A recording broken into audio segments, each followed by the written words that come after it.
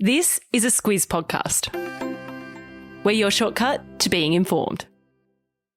Squiz Kids! It's your daily news fix. Fun, free, fresh.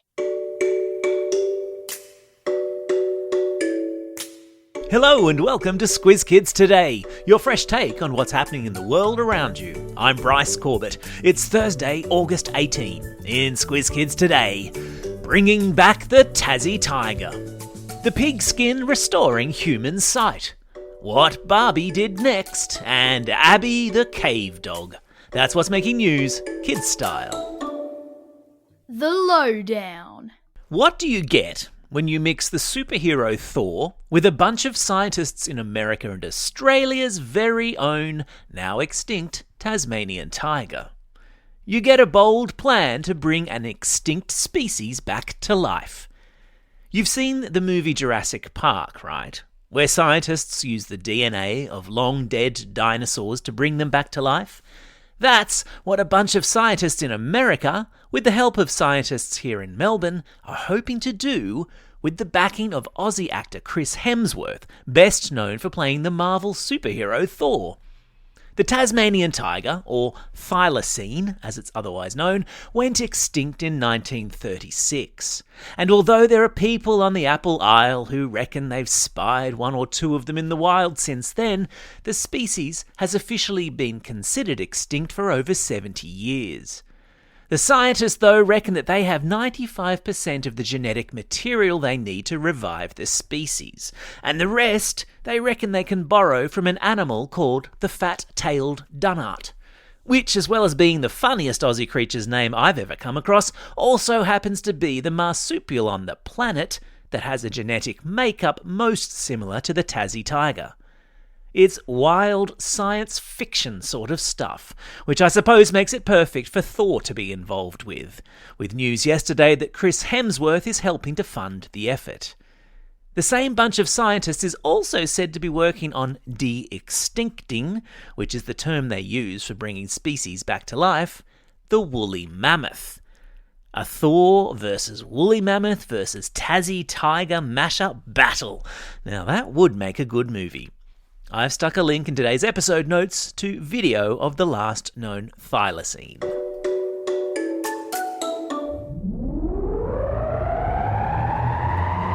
Spin the globe. Each day we give the world globe a spin and find a news story from wherever it stops. And today we've landed in Sweden, where, on the subject of scientists doing incredible things, work is underway to use pig skin to help restore sight in humans. Researchers at a university in Sweden have developed implants made from pig skin which have helped fix damaged corneas in humans. The cornea is the transparent outer covering of the eye. It protects the eye but also lets us see by focusing the light that passes through it. It's estimated that some 4 million people around the world are vision impaired because of damaged corneas, with many of those being legally blind. It's hoped that this clever bit of science might help to restore sight to millions. And you thought pigskin was only good for crackling. With apologies to all the vegetarians and vegans out there.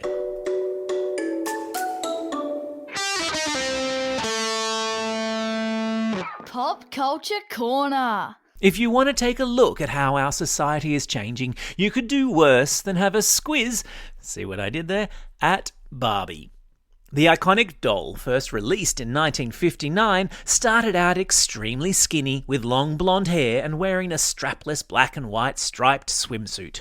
But, over the years, kids have had more options to buy Barbies who look like them and their friends. There are Barbies that are tall, curvy, and petite, which is a fancy word for not so tall. There are black Barbies, Asian Barbies, and Barbies with no hair. In England, 1 in every 4 Barbies sold nowadays is in a wheelchair.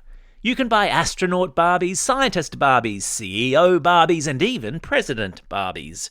And yesterday, the toy company Mattel announced the release of a new Barbie, the first one ever to wear hearing aids. It was created with the hearing-impaired actor Rose Aileen Ellis, who, back when she was a kid, drew hearing aids herself onto her Barbie. Now that won't be necessary. Animal Kingdom. And so to the state of Missouri we go in the United States, where a family are doing cartwheels of excitement after their dog, who'd been missing for 2 months, was found alive in a cave. Abby, the 14-year-old poodle hound, went missing from her home after sneaking off on an adventure with her puppy pal, Summer. Summer returned home after about half a day, but Abby was nowhere to be seen.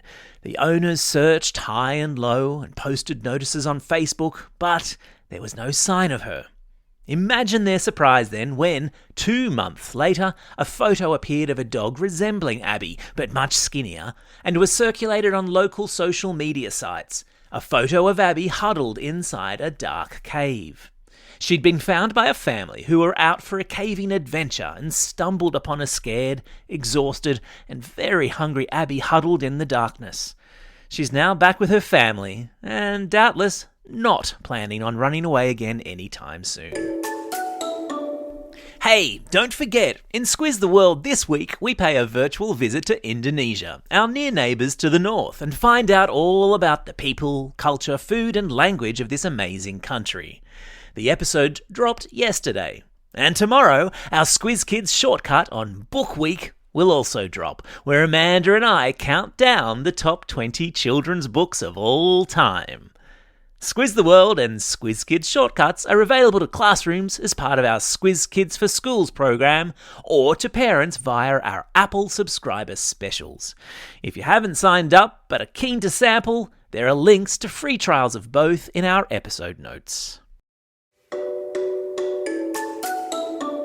Time for the quiz. This is the part of the podcast where you get to test how well you've been listening. Question number 1. What sort of animal skin is being used to restore human eyesight? Yeah, that's right, it's pig skin. Question number 2. What's the scientific name of the Tasmanian tiger? Yeah, well done if you got that one. It's thylacine. Question number 3. Which popular doll now comes with hearing aids for the first time? Yeah, it's Barbie.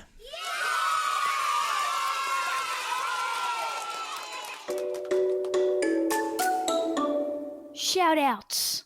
It's August 18. Around the world today is Never Give Up Day, a day to remind people facing hard times of the importance of resilience and a reminder that with the right sort of motivation, we can all move mountains. It's also a special day for these Squiz Kids celebrating a birthday today. Leah from Kempsey, Hudson from Kingsley, Tess from Ashmont, Otto from Enmore, Lucas from Pullen Vale, Ivy from Adelaide, and Georgia from Five Dock.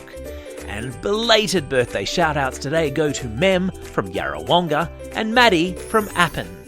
And classroom shout-outs today go to Class Snowy at Sturt Public School in Wagga Wagga, Class 4-5F and Miss Fernandez at Cannon Hill State School, the Year 6 classes with Mr Leslie and Mrs Griffiths at Eastwood Public School, Class 6J and Mrs J at North Rocks Public School, and to Class 4D at Helens Vale State School.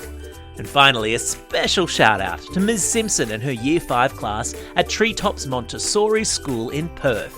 They've just subscribed to a Squiz Kids for Schools membership, and we're delighted to have you on board. Don't forget, if you've got a birthday coming up and you want a shout out, or if you're after a classroom shout out, drop us a line at squizkids@thesquiz.com.au. Well, that's all we have time for. Thanks for listening to Squiz Kids today. We'll be back again tomorrow. In the meantime, get out there and have a most excellent day. Over and out.